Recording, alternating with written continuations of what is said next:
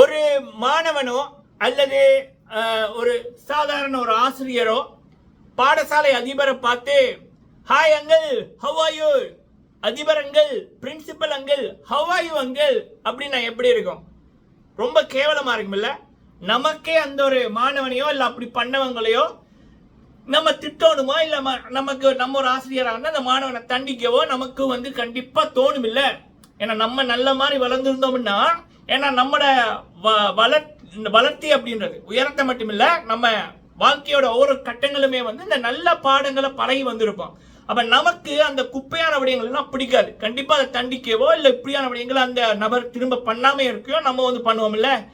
இங்க என்ன அப்படின்னா, மக்களால் தேர்ந்தெடுக்கப்பட்ட சிஎம் அவர்களையே யாரோ ஒரு ஆள் அங்கிள் அங்கிள் அப்படின்றாங்க. அதெல்லாத்தையும் விட பாரத பிரதமர் அவர்களை பேரை சொல்லி நக்கல் அடிக்கிற விதமா எல்லாம் பேசுறாங்க. மேடையை போட்டுட்டு படத்தோட மாநாடா இல்ல வேற என்ன மாநாடான்னு தெரியல. சரி, அப்ப அப்படி பல விடயங்கள் தலைகளா இருக்கு. அப்படி இருந்துச்சுன்னா எப்படி இருக்கும் அப்படின்னா, நல்லது பண்றவங்களை யாருன்னே தெரியாதவங்க கேள்வி கேட்கிற மாதிரியும் விமர்சனம் பண்ற மாதிரியும் அதை நம்பி சில பேர் இருக்கத்தான் செய்யும். ஏன்னா பெரிய நபர்களையே கேள்வி செய்யற அளவுக்கு சில கோமாளிகள் வரைக்குள்ள அந்த கோமாளிகளை பார்த்து பல கோமாளிகள் உருவாகத்தான் செய்யும். அதுதான் நடந்து கொண்டிருக்கு. இன்னும் நம்ம எத்தனை இப்படியான கோமாளிகளை பார்க்க போறோமோ எனக்கு தெரியல. சரி, இந்த வீடியோல இன்று காலையில இருந்து பல பேர் இப்ப தெரியாத ஒரு முகம் பேசுறதை விட ஒரு விடயத்தை பல பேர் தெரிந்த முகங்கள் ஒரு விடயத்தை பேசக்குள்ள நல்லவங்களுக்காக துணை நிற்கக்குள்ள பார்க்க நல்லா இருக்கும். அது பல பேரை போய் சேரும். அப்படி பாலா அவர்களுக்கு குரல் கொடுத்த பல செலிபிரிட்டிகளை இன்று காலையில இருந்து பார்க்க முடிஞ்சுது. பல உண்மைகளை பேசியிருந்தாங்க, தைரியமா பேசியிருந்தாங்க, சிறப்பு. அந்த ரீதியில இந்த வீடியோல நான் என்னுடைய பங்குக்கு பேச போறது பாலா அவர்களை பத்தி சொன்ன அந்த ரெண்டு பேரு. ஒண்ணு இந்த சுரேஷ் அப்படின்ற ஒரு ஆளு. அந்த ஆளை பற்றி நிறைய விடயங்கள் இருக்கு. பாலாக்கு கிட்ட கூட அந்த நபர் வர முடியாது எப்படி பார்த்தாலும். அப்ப அப்படியே ஒரு நபர் பாலா பத்தி சொல்லிக்குள்ள அதை எடுத்துக்கவே கூடாது, தட்டி விட்டுட்டு போயிடும். அதெல்லாம் ஒரு விடயம். இவர் இப்படி சொல்றாரு அப்படி சொல்றாரு அப்படின்னு சொன்னது மிகப்பெரிய தவறா இருந்துச்சு. ஒண்ணு. ரெண்டாவது, இந்த சீனியர் ரிப்போர்ட்டர் அப்படின்னு சொட்டத்தலையை மறைக்கிறதுக்கு சில பேர் தொப்பியை போடுவானுங்க. ஏன் போடணும்? சொட்டைன்றது உனக்கு என்ன அவமானமா இருக்கா? அப்ப அதை மறைக்கிற அப்படின்னாலே அதுக்கு அப்படிப்பட்ட நபர்கள்லாம் நிறைய விடயங்களை பண்ணுவாங்க. பொதுவா நான் சொன்னேன், இப்ப நம்ம தலைவர் சூப்பர் ஸ்டார் ரஜினிகாந்த் சார் அவர்களே அவ்வளோ பெரிய சூப்பர் ஸ்டார், ஏசியாலேயே நம்பர் 1, 300 கோடி சம்பளம் வாங்குறாரு. ஸோ ஹாலிவுட் நடிகர்களே பார்த்து வியங்குகின்ற ஒரு நபர். பல தலைவர்களே தலைவர் என்ற ஒரே ஒரு ஆளு நம்ம தலைவர் சூப்பர் ஸ்டார் ரஜினிகாந்த் சார் அவர்கள். அவரே எந்தவித இதுவுமே இந்த விக்கோ டொப்பாவோ இல்லை கப்போ போடாம தான் போறாங்க. ஏன்னா he is a real man, real human. நல்லது பண்ணா அதுவே நமக்கு அழகா இருக்கும். ஆனா மனசுல வன்மம் இருந்தா தான் இந்த சொட்டத்தலையை மறைக்கிறதுக்கு கப்ப போட்டுட்டு நின்று அடுத்தவனை பற்றி தப்பா பேசுவானுங்க. சரிங்களா? அப்படி சில பேர் அவங்களை பற்றி உண்மையை விடயங்களை இந்த வீடியோல நம்ம பேசலாம். இது பேசணும் எனக்கு தோணிச்சு, நான் பேசுறேன். சரிங்களா? ஃபர்ஸ்ட் டைம் வந்திருக்கீங்கன்னா மறக்காம சப்ஸ்கிரைப் பண்ணுங்க. உங்களுடைய கருத்துக்களை தவறாம சொல்லுங்க. வீடியோ பிடிச்சிருந்தா லைக் பண்ணுங்க. முதலாவது விடய மக்களே, இந்த சுரேஷ் அப்படின்னு ஒரு நபர், பாலா அவர்களுடைய வருமானம் மாதம் குறைந்தது ஒரு 20 லட்சம் இருக்கும். சரிங்களா? அவர் ஒரு எவெண்ட்டுக்கு போனாலே 1 லட்சத்துக்கு மேல எடுத்துடுவார். ஒரு எவெண்ட்டுக்கு அவர் ஒரு மாசத்துல கிட்டத்தட்ட ஒரு 50-40 எவெண்ட்டுக்கு கிட்ட போறாரு. சரிங்களா? அப்படியான இது வருது அவருக்கு, வாங்க வாங்க அப்படின்னு. அதுக்குள்ள அவரால் எவ்வளவுக்கு முடியுமோ அப்படி போறாரு. அப்படி பார்க்கக்குள்ள குறைஞ்சது அவருடைய மாத வருமானம் 20 லட்சம் இருக்கும். அந்த 20 லட்சத்துல 80% ஏழைகளுக்கு உதவி செய்யறாரு மிஸ்டர் பாலா அவர்கள். ஆனா பாலாவோட வருமானத்துல ஒரு 2% கூட உழைக்க முடியாத நபர்கள் தான். அதாவது நம்ம பாசையில சொன்னோம்னா, உனக்கு துப்பு இல்ல, கழுத மாதிரி விளைஞ்சிருக்கல, உன்னால உழைக்க முடியாதா? அப்படியான நபர்கள் தான் பாலாவை பெற்று ஒரு 5000 10,000 வாங்கி போட்டு இந்த யூடியூப் சேனல்கள்ல போய் கதறின கூட்டம். சரிங்களா? வயசு இருக்கைக்கே உழைக்க முடியாதவர்கள் வயசு போனதுக்கு அப்புறம் என்ன பண்ணும்? அடுத்தவனை பார்த்து இப்படிதான் பண்ணும். இப்ப டிஜிட்டல் வேர்ல்டு இதுதான் ஃபேஷன். சரிங்களா? தட்டை வச்சுட்டு போய் பிச்சை எடுக்கிறதுக்கு பதிலா எவன் இப்ப நல்லா இருக்கான், மக்கள் மத்தியில பேசப்படுறான், புகழப்படுறான், டாப்ல இருக்கான், அப்ப அவனை பத்தி ஒரு தொப்பியை போட்டுட்டு அவன் இப்படி கொள்ளையடிக்கிறான், இவன் இப்படி கொள்ளையடிக்கிறான் அப்படின்றது இல்ல. ஏதாவது ஒரு பெரிய நடிகரோட ஒரு படம் வருதா, அங்க போறது. இப்ப பிச்சைக்காரன் ஏதாவது சாப்பிடுற இடமா இருந்தா என்ன பண்ணுவான்? அவன் வந்து அந்த சாப்பிட்ற இடத்துக்கு தட்டு எடுத்துட்டு போவான். இப்ப சில கூட்டம் என்ன பண்ணுமான்னா, ஒரு பெரிய நடிகரோட படம் வருது, இல்ல ஏதாவது ப்ரொமோஷன் படத்துக்கு அவங்கள ப்ரொமோஷன் கம்பெனியில நாங்க படம்னா அந்த படத்துக்கு போய் கூவுறது அப்படி வந்து இப்ப டிஜிட்டல்ல பிச்சை அப்படின்னா இப்படி பிச்சைகள் எடுக்கலாம். தட்டுக்கு பதிலாக மைக்கு, சரியா? இந்த கிழிஞ்ச சட்டைக்கு பதிலாக இந்த கோமாளி மாதிரியான விடயங்களை போட்டுட்டு, தலைவர் பணம் நல்லா இருக்கு, அவரு சிம்பு அவர்களோட என்ன சொல்லலாம், சிம்பு அவர்களுக்கு சொம்பு தூக்கலாம், இல்ல தனுஷண்ணாக்கு சொம்பு தூக்கலாம், இல்ல வளர்ந்து வர ஒரு நடிகர் பணக்கார நடிகராக இருந்தால் அவருக்கு சொம்பு தூக்கலாம்ன்ற மாதிரி பண்றாங்க. அதைத்தான் இப்ப பாலா அவர்களை பத்தி தப்பா பேசினவங்களுடைய என்ன இவனுங்க பண்ணியிருக்கானுங்க, இவங்களோட வாழ்க்கையில இவ்வளவு தூரம் வர்றதுக்குன்னா இதைத்தான் பண்ணியிருக்கானுங்க. தட்டெடுத்து பிச்சை எடுக்கிறதுக்கு பதிலா இப்படி பண்ணி வந்தவர்கள்லாம் பாலாவை பற்றி இன்றைக்கு குறை சொல்லியிருக்காங்க. சரிங்களா? இதை வந்து நம்ம ஒரு பொருட்டாவே எடுத்துக்க கூடாது. அதுதான் இங்க பிள்ளையா இருக்கு. பாலான்றவர் தன்னுடைய திறமையினால உழைப்பினால மக்கள் மத்தியில சென்றடைஞ்சு அவருடைய நல்ல மனசுக்கு நிறைய வருமானம் உழைச்சி இப்படி நான் கேள்விப்பட்டேன், அவர் ஒரு 1000 ரூபாய் சம்பளம் உழைக்கக்கூடிய அதுல 300 ரூபாய் 400 ரூபாய் ஏழைகளுக்கு கொடுத்தாருன்னு. அப்ப பாலா அவர்களுக்கு அது ரத்தத்திலே இருக்கு.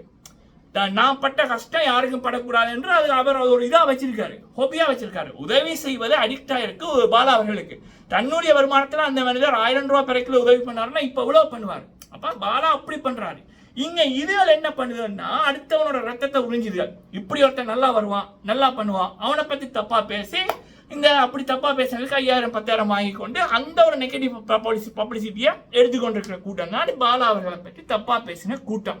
சரிங்களா? இதுல இந்த சுரேஷ் அப்படின்றவர் இவரை பத்தி நிறைய கேவலங்கள் வந்து இந்த பிக் பாஸ் 7 தமிழே பண்ணியிருந்தார். பாவ மக்களே, அப்பாவி பிரதீப் ஆண்டனி அப்படின்றவர், அந்த மனிதருக்கு அப்பாவும் இல்ல அம்மாவும் இல்ல. பிக் பாஸ் என்றது மிகப்பெரிய பிளாட்ஃபார்ம். அதுல சொல்ல போனா 4வது வீக்கே இவர் தான் வின்னர் அப்படின்னு வந்துட்டு, அப்போ பிரதீப்பை பத்தி பிரதீப் கிட்ட ஒரு கான்வர்சேஷன் ரூமுக்குள்ள போயிட்டு அதுல பிரதீப் கிட்ட வேற மாதிரி சொல்லி போட்டு வெளியில வந்து பிரதீப்பை பத்தி அவன் இப்படி சொல்றான்னு சொன்ன நபர் தான் வந்து இந்த சுரேஷ். அதுக்கான அந்த லைவ் காட்சிகளே இருக்குது, எப்படி மாத்தி பேசினார் அப்படின்னு. அப்போ ஒரு ரியாலிட்டி ஷோலயே இப்படி ஒரு பொய்ய சொல்ற ஒரு மனிதர் தான் இந்த சுரேஷ் அப்படின்ற ஒரு ஆளு. சரியா? அது மட்டும் இல்லாம இவரெல்லாம் என்னத்துக்கு மேடைக்கு கூப்பிடுறாங்கன்னு எனக்கு தெரியல. இவர் வந்து எப்படி பாலா உதவி செய்கிறாரு, அவருடைய கலை, அவர் வந்து கவுண்டர் அடிக்கிறது நம்பர் 1, டான்சர், காமெடி பண்ணுவாரு, கவுண்டர் அடிப்பாரு, திறமை உழைப்பின் மூலம் வந்தவர். இவர் சுரேஷ் என்றவருடைய ஐடென்டிட்டி எப்படி ஆனா, ஒவ்வொரு தியேட்டருக்குமே போய் வந்து சிம்பு அவர்களுக்கு சொம்பு தூக்கணுமா தூக்குறது, தனுஷ் அவர்களுக்கு சொம்பு தூக்கணுமா தூக்குறது, யாருன்னே தெரியாத புது நடிகருக்கு தூக்கணுமா சொம்பு தூக்குறது. இதன் மூலம் இந்த இவருடைய இது வரும்னு அந்த ஒரு பப்ளிசிட்டி மூலம் வந்தவர். அப்ப பாலா கிட்ட கூட நிற்க முடியுமா இவரெல்லாம்? சோ அடுத்தது வந்து ஒரு நடிகர் ஒரு ஏதோ ஒரு படத்தோட விழாவுக்கு போயிட்டு அங்க வந்து இவரை வந்து பேச விட்டுருக்காங்க. பேச விடுக்கிற பக்கத்துல இருக்கிற ஒரு பெண்ணு ஆங்கரோட கழுத்துல மாலையை தூக்கி போட்டிருக்காரு. அப்ப அந்த ஒரு பண்பாடு கூட தெரியாத ஒரு நபர் தான் சுரேஷ். இப்படி எக்கச்சக்கமா சொல்லலாம் இந்த சுரேஷை பற்றி. பேச தெரியாது, பண்பாடு தெரியாது. அதாவது இப்படியான நபர்கள் என்னத்துக்கு மேடை கழிக்கிறாங்கன்னு எனக்கு தெரியாம கிடக்கு. என்ன பண்ணி கிழித்துட்டாருன்னு இவர படங்களோட மேடைக்கு கூப்பிடுறாங்க. அப்ப இப்படி தகுதி இல்லாத நபர்களை வந்து இப்படி இவங்க வந்து கொடுக்கத்தான் இவனுங்க என்ன பண்ணுவானுங்க, இவனுங்களுக்கு கல்லுக்கும் வித்தியாசம் தெரியாது, பாலுக்கும் வித்தியாசம் தெரியாது. அவ பாலையே கேவலமா ஊத்திடுவாங்க நிலத்தில், அதோட அருமை தெரியாம. சோ அப்ப இப்படியான நபர்கள் இப்படி வளர்த்து விடைக்குள்ள இவனுங்க வந்து பாலா போன்ற நபர்களை கேவலமா பேசுறாங்க. இதான் நடக்குது. சரிங்களா? இதான் அவரோட ஹிஸ்டரி, சுரேஷ் அவரோட ஹிஸ்டரி. பிக் பாஸ் 7 பாத்தீங்கன்னாலே தெரியும். அவ்வளோ பெரிய பாவத்தை பிரதீப் அன்னைக்கு பண்ணி போட்டு பிரதீப் வெளியில வந்ததுக்கு அப்புறம் ஏதோ ட்வீட் ஒன்று போட்டாரு. பிரதீப் அண்ணா அவர்கள் இவரை கண்டிக்கவே இல்லை. அப்படிப்பட்டவர் இவர் பாலாவை பத்தி சொல்றாரு. அதை எடுத்து போட்டு இவர் இப்படி சொன்னாருன்னு சொன்ன நம்ம மீடியாவை சொல்லணும், கண்டிக்காம விட்டுருக்கணும். ஸோ அடுத்தது வந்து பாத்தீங்க அப்படின்னா அந்த சீனியர் ஜேர்னலிஸ்ட் அப்படின்றவங்க இவங்களுக்கு எல்லாமே வந்து நிறைய விடயங்கள் நிறைய பேர் இப்ப சொல்லியிருந்தாங்க அவங்கள பத்தி. யார் இந்த சீனியர் ஜேர்னலிஸ்ட் அப்படின்னுக்குள்ள வீட்டு அரிசி இருக்காது, பொண்டாட்டிக்கிட்ட செருப்படி விடும். ஏண்டா மாடு மாதிரி இருக்காடா, என்னடா உழைச்சா, தின்றதுக்கு இது இல்லடா, பிள்ளைக்கு படிக்கிறதுக்கு இது இல்லடா, என்னடான்னு. அப்ப இளம வயசுல அதுக்கு திறமை இல்லை, அதுக்கு உழைக்க முடியல, எல்லாமே போச்சு. அப்ப கப்பை போட்டுட்டு இல்ல கப்பை போடாம அப்படியே வந்து போட்டு எவனை பத்தி பேசலாம், நான் வந்து இவனை பத்தி தப்பா பேசுறேன், காசுதாரியா, எவ்வளவு தார, 15,000 இல்ல 10,000, 15,000 அப்படின்றது. அப்படியான நபர்கள் வந்து சீனியர் ஜேர்னலிஸ்டா. இவனுக்கு எல்லா இடமும் இருப்பாங்களாம். வீட்டை கவனிக்க வக்கில்ல எங்கேயோ இருக்கிறவங்களை பத்தியெல்லாம் இவங்களுக்கு தெரியுமா, வந்து அடிச்சு விட வேண்டியது. ஸோ அப்போ ஏன் அப்படின்னா, இப்போ பொதுவா நான் ஒரு விடயம் தெரியாத நான் பேச மாட்டேன். என்னுடைய நண்பர்களும் அப்படிதான். அது பாவம், அது தப்பு. வளர்ந்த முறை அப்படி, படித்த படிப்பு அப்படி. I am BSc computer science, சரியா? ஸோ அப்போ அப்படி இருக்கக்குள்ள நமக்கு ஒரு அறிவு ஒன்று இருக்கு. நம்மளோட படிப்பை விடு, படிப்பு தேவையில்லை, படிப்பை விடு. நான் இந்த விடயத்தில் நான் சொல்லல. பண்பாடுன்னு ஒன்று இருக்குல்ல. அப்ப நம்ம அப்பா அம்மா நம்ம வளர்ந்த இவர்கள் சொல்லியிருப்பாங்கல்ல. அப்ப நம்ம பேசுற இது இருக்குல்ல, ஃப்ராட் என்ற, அந்நிய கைக்கூலி என்ற, நீ யாரு முதல்ல? நீ என்ன இன்டர்நேஷனல் லெவலில் ஒர்க் பண்றியா, இல்லை நீ என்ன 007 நீ என்ன ஜேம்ஸ் போண்டா? ஸோ அப்போ 5,000 10,000க்கு பேசுகிற ஒருத்தன் வந்து சீனியர் ரிப்போர்ட்டர். எனக்கு இதை தெரியும், அதை தெரியும். பாலா அவர்களுடைய மாத வருமானமே 20 லட்சம். அதுல ஒரு 10% கூட வருமானம் இங்க வருமானம் தெரியல. அப்ப இதெல்லாம் தெரியாத எவனோ ஒருத்தங்க சொல்லைக்குள்ள அதை ஒரு பொருட்டாடுத்து இவர் இப்படி சொன்னோம், பாலா மாட்டிக்கிட்டார், பாலா ஃப்ராட் அப்படின்னு சொல்ற. நம்ம மீடியாவை என்ன சொல்றது?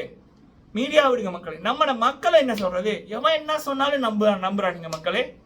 மக்களை ஏமாத்துறதுக்கு 2 விடயம் போதும். ஒரு நல்லவன் மீது ஒரு குழப்பத்தை ஏற்படுத்தணும்னா 2 விடயம். ஒன்னு பொண்ணு விடயம், இன்னொன்னு பணம் விடயம். அப்ப அதை பத்தி எவனாவது ஒருத்தன் வந்து வெக்கமே இல்லாம முகத்தை காமிச்சு இப்படிப்பட்டவன், இந்த நபர் என்ன கல்யாணம் பண்ணி ஏமாத்திட்டாரு அப்படின்னா, அவங்க 10 வருஷம் 15 வருஷம் நான் அப்பயே உழைச்சி பெரிய ஒரு மதிப்பை பெற்றிருப்பாங்க. உடனே காலி பண்ணிடலாம். இங்கால பக்கம் என்னவென்னா, அவன் 10 வருஷம் உழைப்ப இவனுக்கு 10 நாள்ல உழைச்சிருவானுங்க. அந்த ஒரு ஃபெமியை அவங்க 10 நாள்ல உழைச்சிருவானுங்க. இதுதான் நடக்குது மக்களே. அப்ப இது வந்து மக்களுக்கு புரியுமானா புரியவே புரியாது. ஆனா அதுகளுக்கு புரியாதுன்றதுக்காக நம்ம வந்து சில நல்ல மக்கள் இருப்பாங்கல்ல, அப்ப அவங்களுக்கு புரியக்குள்ள அவங்க இன்னொரு 10 பேருக்கு போய் அட்லீஸ்ட் சில பேருக்கு அது புரியும் இல்ல, நமக்கு ஒரு நிம்மதி கிடைக்கும் இல்ல, நமக்கு தெரிஞ்சதை நம்ம பேசிட்டோம்னே. நேற்று சில விடயங்களை போட்டிருந்தேன். இன்னைக்கு வந்து பல பேர் சொல்லைக்குள்ள, பல பேரோட பேசக்குள்ள இந்த சீனியர் ரிப்போர்ட்டரு, அப்புறம் இந்த சுரேஷ், அப்படியான நபர்களோட வண்டவாளங்கள் தெரிய வந்துருக்கு. எல்லாமே அந்த 5,000 10,000 15,000 தான். வீட்டை போனா பொண்டாட்டி மதிக்க மாட்டான், பிள்ளைகள் மதிக்காது. அப்ப என்ன பண்றேன்னா, இப்படி வந்து அடுத்தவனை பத்தி வெக்கமே இல்லாம பண்றாரு. சரிங்களா? எல்லாம் குடும்பத்துக்கு தாப்பா, வைத்து இந்த அரிசிக்கு தாப்பா அப்படின்னு. அதை வந்து பாலா கிட்ட போய் கேட்டாலே பாலா கொடுத்துருப்பாருல்ல. இப்படி நல்ல மக்களோட சாபத்தை வாங்காம இருக்கலாம்ல. என்னையா இது? சரி. ஸோ இதுதான் மக்களே பாலா அவர்கள் விடயத்தில் நடந்து கொண்டிருக்கு. சரிங்களா? ஸோ நம்ம தான் எல்லாரையும் வளர்த்து விடுறோம். அதை நம்ம கண்டுக்காம விட்டோம்னா, இன்னைக்கு ஒருத்தன் வந்து பாலாவை பத்தி இப்படி சொல்றான், யாருன்னே தெரியாத ஒருத்தன். அப்ப அதை மக்கள் வந்து நீ யாரு பாலாவை பத்தி சொல்றதுக்கு அப்படின்னு போட்டு அதை கிளிக் பண்ணாம விட்டுருந்தா அதுக்கு வியூவே வந்திருக்காது. மில்லியன் கணக்கில் வியூ. அப்ப யார் மேல பிள்ளை? எவன் என்ன சொன்னாலும் போய் பார்க்கறது. அதுவும் நெகட்டிவிட்டியை விரும்பி போய் பார்க்கறது. யாராவது ஹார்ட் ஒர்க் பண்ணி ஒரு வீடியோ போட்டா, இல்லை ஒரு ஸ்பீச் பண்ணா, ஒரு நல்ல விடயங்களை சொன்னா அங்க வியூ இருக்காது. 100 வியூ 50 வியூ அப்படின்ற மாதிரி. எவன் மேலேயாவது ஒரு நெகட்டிவிட்டி வந்துச்சுன்னா, இல்ல ஏதாவது ஒன்று அவுத்து போட்டு அடிச்சுதுன்னா, இல்ல இந்த தியேட்டர்ல போய் எவனாவது ஒருத்தன் வந்து நான் இவரின் சொம்பு அவரின் சொம்பு அப்படின்னு அந்த கோமாளிகள். இன்னொன்று இருக்கு, நான் அடுத்த சூர்யா, நான் சூர்யாக்கே சவால் கொடுப்பேன் அப்படின்னு அப்படியான கோமாளிகளை வளர்த்து விடுறது யாரு? அப்ப யாரோட தப்பு? சரிங்களா? இது பேசுற தம்பி, நீ பேசினா இது திருந்தாது அப்படின்றது இல்லை. நம்ம வந்து 10ஓட 11 நான் இருக்கக்கூடாது இல்ல, எல்லாரும் மூடிக்கொண்டிருக்கான்றதுக்காக நானும் மூடிக்கொண்டிருக்க கூடாது இல்ல. இப்ப என்ன மாதிரி ஒரு 100 பேர்ல ஒரு 10 பேர் இருப்பாங்கல்ல, அந்த 10 பேருக்கு போய் சேரணும் பண்றான் என்னுடைய நோக்கம். அடுத்தது எனக்கு தேவை, எனக்கு தெரிஞ்ச பேசணும். பேசிட்டேன். எனக்கு வர்ற 1 ரூபா இருந்தா கூட நேர்மையா வரட்டும். சரிங்களா? இதுதான் என் நோக்கம், இந்த வீடியோவின் நோக்கம். நீங்க உங்களோட கருத்துக்களை சொல்லுங்க. நீங்களும் ஃபேஸ்புக்ல இருப்பீங்க, ட்விட்டர்ல இருப்பீங்க, இன்ஸ்டாகிராம்ல இருப்பீங்க. இல்ல அப்படின்னா நல்லவர்களுக்கு குரல் கொடுக்கையாவது ஒரு சோசியல் மீடியா அக்கௌண்ட்டை உருவாக்குங்க. நல்லவர்களுக்கான உங்களோட குரல், உங்களுடைய ஆதங்கங்களை வெளிப்படுத்துங்க. இல்லைன்னா பாலாவை போல நல்லவர்களை பார்க்கறது ரொம்ப கஷ்டமாயிரும் மக்களே, ரொம்ப கஷ்டமாயிரும். இந்த மாஃபியாக்கள் விடாது. நன்றி.